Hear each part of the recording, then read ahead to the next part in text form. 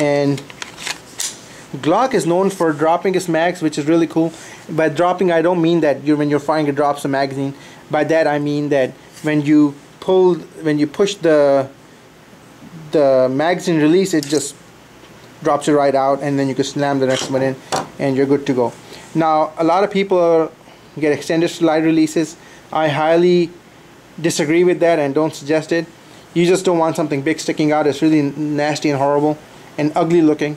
I think the way the Glock did it is perfect, you know. And another additional safety feature for this Glock is the trigger safety. Basically, on a Glock, if you, let's get a little bit in focus here. Okay, if you're not holding the trigger and this thing is not pressed right here, the trigger will not activate and the round will not fire from the chamber. And Glocks are known to be easy to take down as well. Basically, honestly, I had a little bit of trouble with it, but it's very easy to take down. You put a pointer in a safe direction, you fire it once, you pull that slide back a little bit, and you, in these tabs right here, which are on both sides, you pull them down and you release the slide and it comes right off.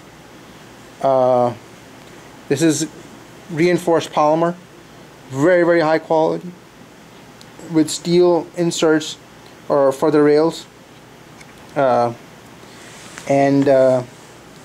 you remove the spring right here and out comes the barrel, and that's how you take down a Glock. It's very easy. When you want to put it back together, just put the barrel right in there, put the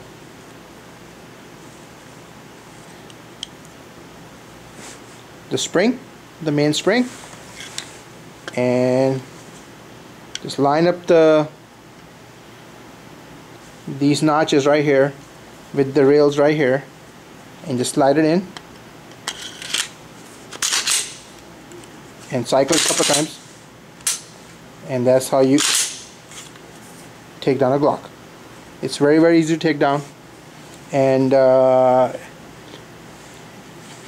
you know, in a regular everyday situation, you will not come across where you will need to take down your Glock reel in a hurry, in a fast situation. But you know, it really does in a tactical situation or in a battlefield kind of situation. This really helps.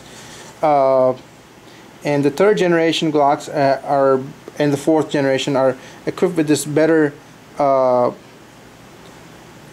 indicator. When there's a round in the chamber, this sort of pops out, and it acts as a nice indication to the round being in the chamber. And another thing I love about the Glock is the sights. The sights these are just basic sights. I did not get nice sights. I have the basic sights on mine, but they're amazing. They're very easy to acquire. Helps you acquire the target real quickly. And so basically, this is a brief description of the Glock 19. Now, why did I choose the Glock 19? And you're sort of getting into the whole concept of the carry system. I chose, before the Glock 19, I went through a bunch of firearms, namely the CZ P07, the Kimber Ultra Carry 2, and then my last gun was the Taurus 709 Sling. Now all of those are really nice guns, and but they did not work for me in consideration of my need for a carry system, and I will explain to you why. As far as I'm concerned, the main considerations for a carry system are ease of use, expandability, and cost effectiveness and reliability. Now, I've already shown to you the ease of use of using a Glock 19. Basically, you take the gun, you stick a mag in there, you chamber around, and you're good to go. This gun will fire every single time if you have reasonably nice ammo. And I have not known a Glock to jam on, you know, if you're using nice ammo or good regular ammo.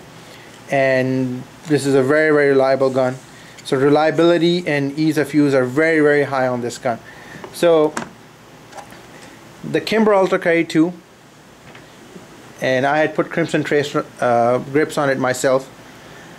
I'll be very honest with you, no matter what rounds I put in it, what kind of ammo I put in it, it did jam on it once in a while.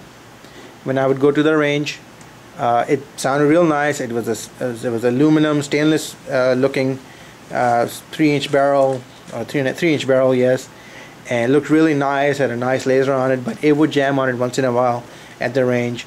And no matter how much I liked it, I was becoming very, very uncomfortable with carrying that firearm. Now, before you get mad at me, I like Kimbers, and that's just my experience. And if your experience has been better, you know, more power to you. But for me, it was a huge reliability issue.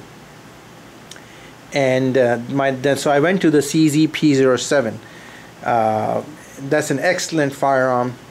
I put about 2,000 rounds through it. Never a single jam. The problem I had with it was that gun is literally a duty gun. It's not meant to be carried concealed.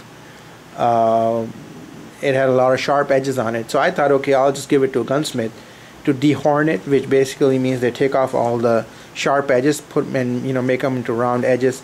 But then the whole, it would have cost me about $130 or $250. So my question was then, and then it would ruin the finish of the gun, and it would have to have, you know, be refinished, which would have been another $30-40, or about $100 if I wanted to get a different kind of Duracoat on it. So my question was, why should a firearm that I am going to use for concealed carry not be ready for concealed carry? What I mean by that is, if you look at the Glock 19, this gun is carry ready. It has rounded edges all around. See? It fits nicely into the holster, and it's very easy to extract. I barely feel it being there. And having carried the Kimber and the CZ, this gun is a piece of cake to carry. So my question was, okay, why should I carry a gun that is not ready? And that gun was not ready to carry. It is literally a duty gun. I love that firearm, but that's my home defense gun now. So I got rid of that. Then I went to the Taurus 709 Slim. The Taurus 709 Slim is slimmer than the Glock 19 by a big margin. It has a shorter barrel. It's slimmer. It's very, very nice. However, I just could not get used to the long trigger pull on it. When I would take it to the range, I fired about 500 rounds through it, and I could not get used to it. I hated the trigger. I hated the way it performed. I could not hit anything straight with it. Now, that's not to say that, again, that the 709 Slim is a bad firearm. It's not. It's a very, very good firearm, very reliable. I didn't have any jams with it. But I could not shoot it straight, and that's just me. And then the final nail in the coffin for all the other firearms was that I could not create a carry system for them.